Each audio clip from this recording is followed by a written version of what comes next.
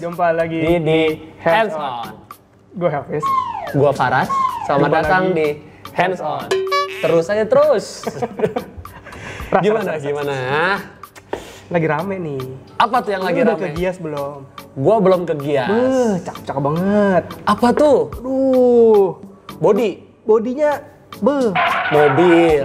Body mobil. Putih-putih. Putih-putih. Bening banget. Bumper mobil. Mulus banget. Red dari 7 sampai 10.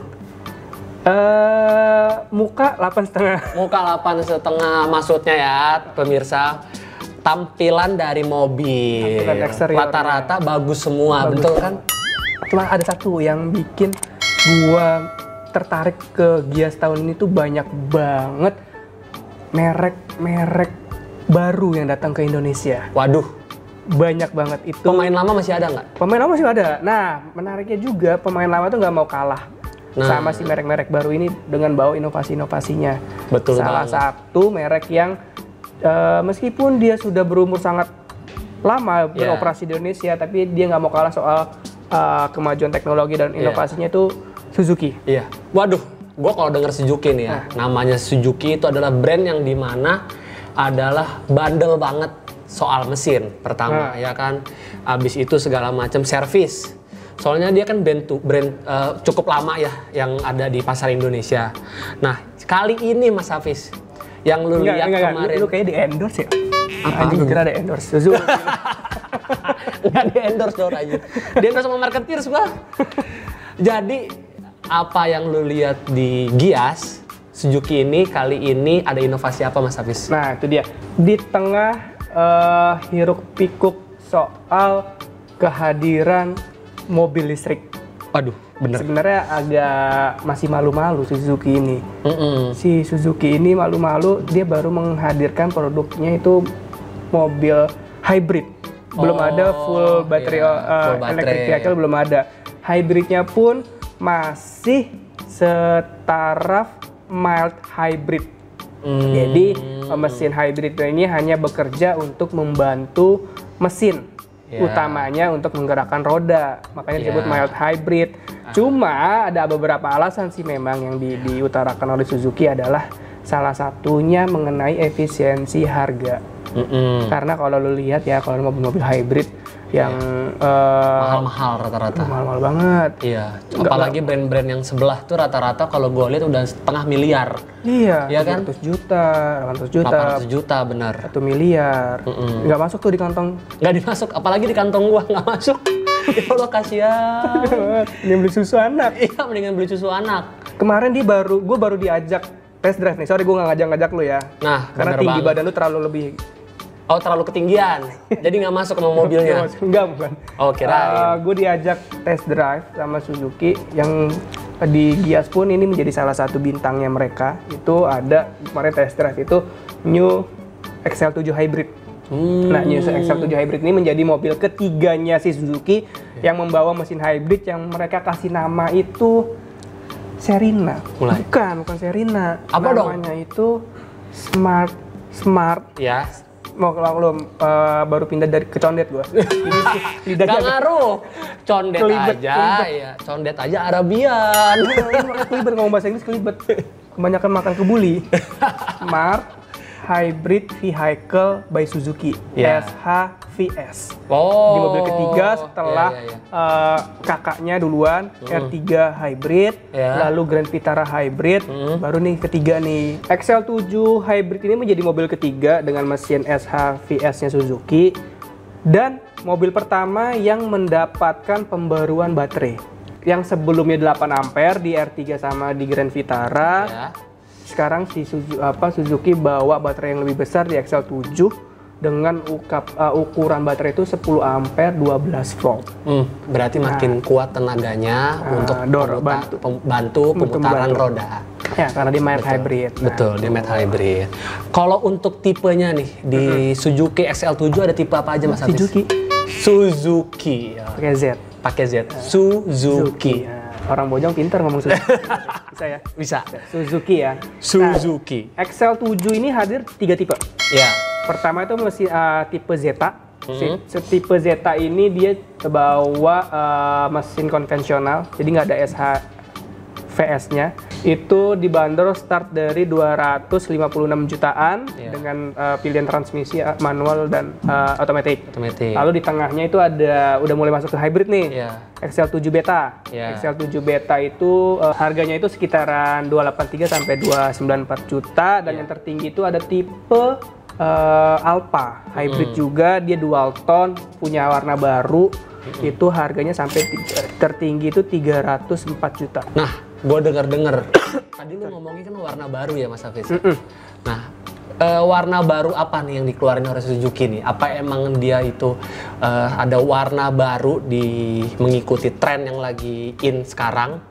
Nah, seperti apa namanya brand-brand sebelah, ataupun dia mempunyai warna baru yang emang punya Suzuki doang yang punya gitu loh. Kalau bilang Suzuki doang yang punya enggak sih, menurut gue ya.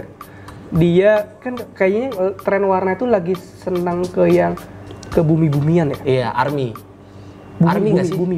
Bumi. Tanah, warna-warna tanah, warna tanaman. Earthone. Itu memang ya. Lu mau ngertiin aja lo bahasa Inggris.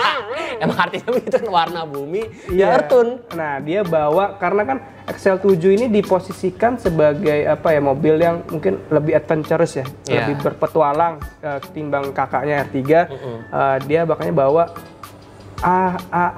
nuansa warna itu namanya Savana Ivory. Waduh, kayak Savana itu padang pasir ya? Iya, Savana itu seperti kayak sebenarnya padang tandus yang luas. Ya, terus ada soalnya di Indonesia. Padang tandus yang luas di mana warna-warna itu yang dipakai seperti kayak hijau-hijau muda, warna coklat muda, yang warna-warna seperti lebih soft ya warna-warnanya kayak. Kalau ngomongin padang tandus pengen pulang bawahnya. Iya, bawahnya gue pengen pulang naik onta. Pancing. Iya. Ada kolam. Nggak ada. Di sana kan kalau namanya di padang pasir sana kan namanya oasis. Selanjutnya kalau kita ngomongin warna. Kayak di interview gua. Kalau kita ngomongin warna, pasti kan orang-orang nih pengen tahu tampilannya seperti apa nih Mas Hafiz. Kalau kita bisa deskripsikan dari luarnya aja nih, keseluruhan dari Suzuki XL7 ini seperti apa? Suzuki XL7 ini seperti apa? Bukan bozong ya? Bukan bozong. Suzuki XL7 ini seperti apa? Nah, gue bilang tadi sebenarnya basis mobil itu mirip-mirip dengan bodinya ya. Desain itu mirip-mirip dengan R3. Ya. R3 baru tapi dia tampil lebih gagah, ground clearance-nya lebih tinggi, adventurous, nuansa berpetualang itu lebih terasa ya. Itu hadir dari tampilan grill depan yang membawa tetap logo Suzuki-nya, terus ada di belah dua dengan front grill dan ornamen khasnya Suzuki. Lalu ada tampilan lampu yang membentuk sudut lancip seperti alis. Iya, seperti alis. Tapi nggak kayak parang. Alis mama yang budgetnya nanggung. Berarti Suzuki kalau dilihat dari keseluruhan emang mengikuti lebih aerodinamis ya, lebih lebih tangguh sih. Lebih tangguh gitu ya. Tampilannya lebih tangguh. Serem. Iya kan lebih serem. Rata-rata kan semuanya kan lampu yang kalau dilihat nih XL7 ini seperti lampu-lampu yang emang sudah siap untuk menerobos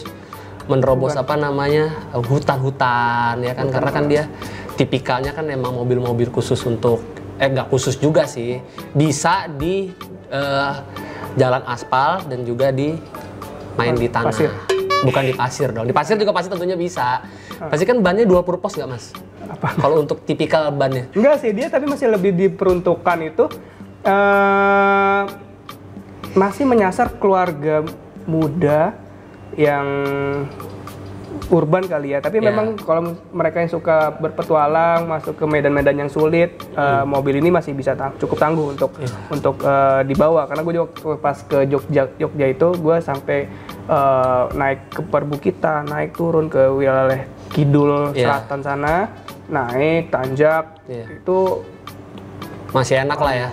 Untuk nggak ada worry apa-apa gitu, takut mobilnya entah itu tenaganya nggak mundur, mungkin udah mobil baru mungkin nggak mundur ya, sampai heading mundur ya. Cuma kan ada yang was-was ngangkat gak nih, narik gak nih gitu kan. Narik gak pas tanjakan. Iya, ya, bener, nah bener, ini bener. nggak perlu sampai effort yang gede banget buat si Suzuki ini, khususnya yang pakai, gue kemarin nyobain tipe Alfa, tipe tertinggi, dia pakai SHVS, jadi ketika kita kelihatan nih si pengemudinya, dia pakai teknologi smartnya tadi itu, kalau terasa pengemudi ini membutuhkan tenaga ekstra, si baterai itu ketika dengan catatan ya, dia minimal di 2 bar itu akan ngebantu. Itu nama fiturnya adalah acceleration assist. Jadi si SHVS ini punya integrated starter generator yang didukung juga oleh baterai lithium, sehingga dia punya 3 fitur utama yang dihasilkan dari paduan tadi itu. Pertama itu adalah acceleration assist tadi. Jadi tadi yang kalau si mobil butuh tenaga ekstra, sebelum si pengemudi ini menginjakkan pedal gas dalam-dalam, itu akan dibantu. Oke, dibantu oleh sama baterai tadi. Jadi mesin SHVS bensin itu lebih irit lah ya. Harapannya seperti itu. Meskipun ya nggak terlalu signifikan lebih irit dalam artian irit banget gitu, enggak lah ya. Enggak. Jadi kalau kemarin perjalanan lewatin perkotaan, kemacetan, terus naik turun ke perbukitan dan jalan yang cukup terjal, media test drive yang di batch gue itu menghasilkan efisiensi bahan bakar itu sekitar 13,8 km per liter dengan metode full to full. Jadi full to full itu diisi dulu bensin full, dipakai kemana-mana, lalu diisi lagi full. Kira-kira penambahannya berapa? Kurang lebih gitu metodenya. Metodenya full to full ya. Betul. Jadi dari awal berangkat itu diisiin full dulu, sampai titik keberapa nanti diisiin full lagi. Enggak, sampai terakhir. Sampai terakhir, udah terakhir baru habis. Enggak dihabisin dulu. Enggak dihabisin. Pokoknya perjalanan selesai, baru diisi lagi. Kira-kira penambahannya berapa? Penambahannya berapa bar? Berapa banyak? Berapa liter bensin? Nanti itu rata-ratanya sekitar 13,8 km per liter. Konsumsi bahan bakar yang dibutuhkan oleh pengendara. Itu juga udah dibagi dengan jarak tempuhnya ya. Untuk konsumsi bahan bakar kemarin pakai bahan bakar apa Mas? Untuk pas diisi bensinnya warna merah ya? Warna merah itu RON 98 kayaknya. RON 98 bener. Turbo ya? Turbo kayaknya. Turbo. Nah, itu yang pertama. Yang kedua itu dia punya teknologi engine auto start stop. Ini fungsinya sama lagi-lagi untuk efisiensi bahan bakar. Kalau di motor lu pernah tahu idle stop nggak? Idle stop tahu. Nah, ketika lampu merah, mesin mati. Dia berhenti, mati mesinnya. Ketika digas nyala lagi. Itu ada di mobil ini. Ada di mobil ini dengan catatan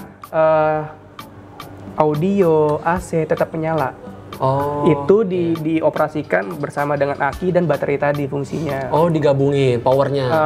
Otomatis bekerja bersama tuh antara baterai dan aki untuk menghidupkan tetap AC nyala, audio atau lagi nyalain tape atau itu pun nyala. Gitu. Kalau logging ngecas juga tetap nyala aliran listrik ya, meskipun dalam kondisi mesin mati. Ya, tapi ketika nanti untuk pengisian baterai itu Mas, apakah nanti mobil jalan dia sekalian paralel ngisi baterai atau emang ada charging khusus untuk pengisian baterai tersebut? Ini mild hybrid, jadi dia nggak ada colokan untuk ngisi seperti yang di baterai ataupun di plug-in hybrid. Dia pengisian itu di fitur ketiganya disebut dengan regenerative braking system. Nah, regenerative braking ini bisa gimana ya? Ketika lo mobil itu jalan kencang, lalu melakukan deakselerasi, penurunan kecepatan. Nah, ketika penurunan kecepatan terjadi cukup signifikan, pengereman atau tenaga yang terbuang dari hasil pengereman itu akan dikembalikan menjadi daya listrik untuk mengisi listrik ya. Untuk mengisi listrik. Jadi nanti sekalian dia ngerem, berarti baterai itu juga terisi. Iya, dengan catatan pengeremannya dari akselerasi yang cukup kencang ya. Karena kalau lagi macet-macet itu terus kita ngerem dia nggak ngisi. Nggak ngisi, karena kan belum ada tenaga yang dibuang dari. Dia tidak terlalu besar, tidak terlalu besar saat akselerasinya itu gitu. Itu 3 fitur yang ada dihasilkan dari SHVS Suzuki yang menjadi unggulannya si Suzuki. Untuk kapasitas dapur pacu itu berapa Mas? Nah, dia ini selain pakai baterai dan mesin SHVS tadi itu tetap dibekali dengan mesin K15B 1500 cc dengan berapa ya? Aduh, padahal ngintip. Padahal udah ada. Padahal ngintir aduh.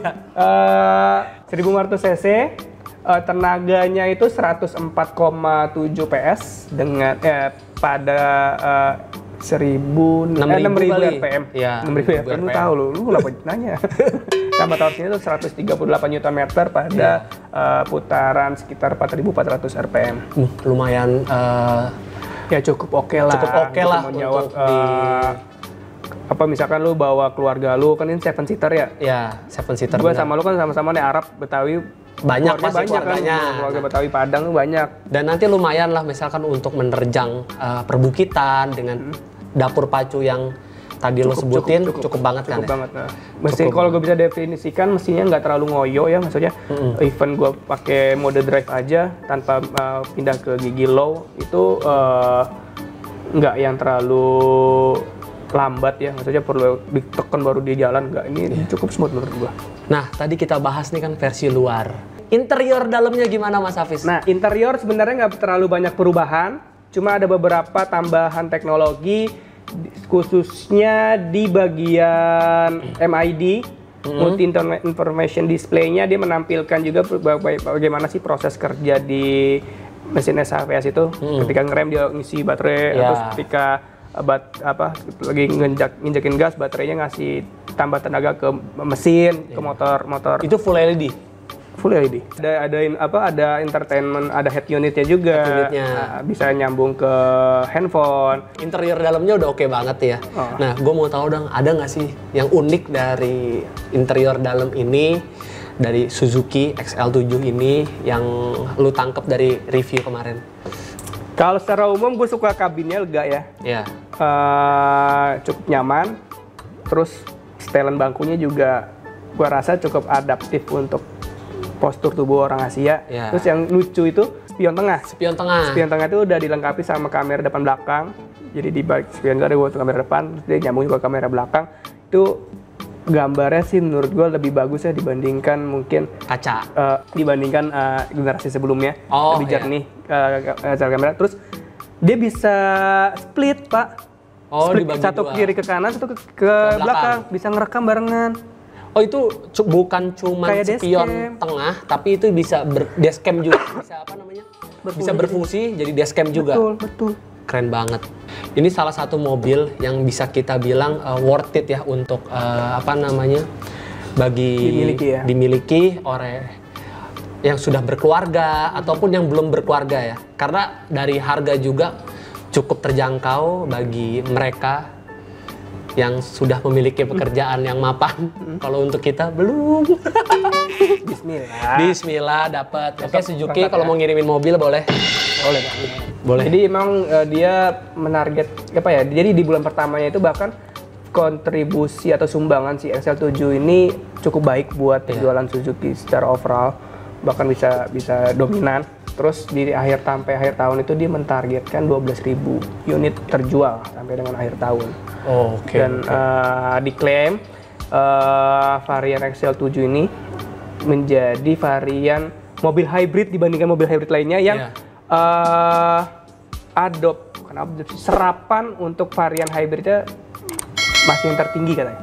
Jadi gampangnya gini, ada mobil hybrid yang punya pilihan mesin bensin dan mesin hybrid. Nah di pasar Indonesia itu diklaim mobil hybridnya XL7 ini orang yang beli mobil dengan mesin hybridnya lebih banyak ketimbang mesin konvensional. Mesin konvensional yang cuman berbasicnya ya udah mesin aja. Nah daripada mesin dibantu oleh baterai. Nah kalau bicara soal tadi ya pertimbangan. Atau karakter pembelian orang Indonesia versusnya para first car buyer yang menjadi salah satu segmen terbesar bagi Suzuki, itu pertimbangannya Suzuki bilang mereka itu banyak mempertimbangkan itu soal cost of ownership. Cost of ownership ini termasuk di dalamnya ada operational cost, yaitu ada konsumsi bahan bakar, tingkat efisiensinya tadi berapa, terus biaya perawatan. Nah ini jadi salah satu daya unggul dari Suzuki gitu, Pak. Jadi yang membuat Suzuki itu tadi lu bilang worth to buy itu ya karena itu tadi. Jadi ada nilai tambah lah yang diberikan kepada para customer dari Suzuki. Suzuki, Pak. Suzuki. Itu dia. Nah, Marketeers, jadi kalau kalian mau tahu lebih lengkapnya tentang review dari produk Suzuki XL7, Betul. ya bisa lihat di mana Mas Hafiz? Ada, gue udah tulisin di marketeers.com. Ya. Ntar linknya ada di bawah. Siap. Linknya bisa muncul-muncul. Ya, bisa muncul di bawah ini Oh, di atas. ataupun di atas Tadi sini. di kiri juga bisa. Di sini nih, di sini. Oh, di Mas sini. Hafiz. Dia digerak-gerak ya? Ada nanti dikeluarin sama editor kita. Jangan lupa keluarin ya, editor. Dan selain di sini, jangan lupa teman-teman semua saksikan Marketeers Hands On. Banyak banget yang sudah kita review dari dulu sampai sekarang. Nah, itu Lu baru ini kali. Kita. kan gue biasanya di belakang layar, Pak. Oh iya benar. Ini sekarang gue tampil di depan layar. Jadi Kalau anaknya baru lahiran. makanya berani tampil depan layar. Butuh panggung. Butuh panggung. Siapa tahu ada yang lihat. Nanti Instagram ada di sini. jangan dimasukin, dihapus lagi. Saya kena kode. Jangan. Oke, sekian dari kita berdua. Kalau kalian ada produk yang mau direview, langsung aja komen di section komen di bawah ini. Dan jangan lupa like, komen, dan subscribe channel Marketeers TV. Yes. Kalau mau tahu informasi tentang dunia marketing dan bisnis, Ya, update terus. ya update terus di marketeers.com. Oke, sekian dari gua Faras. Dan gue Hafiz. Sampai ketemu di hands on berikutnya. See you Marketeers.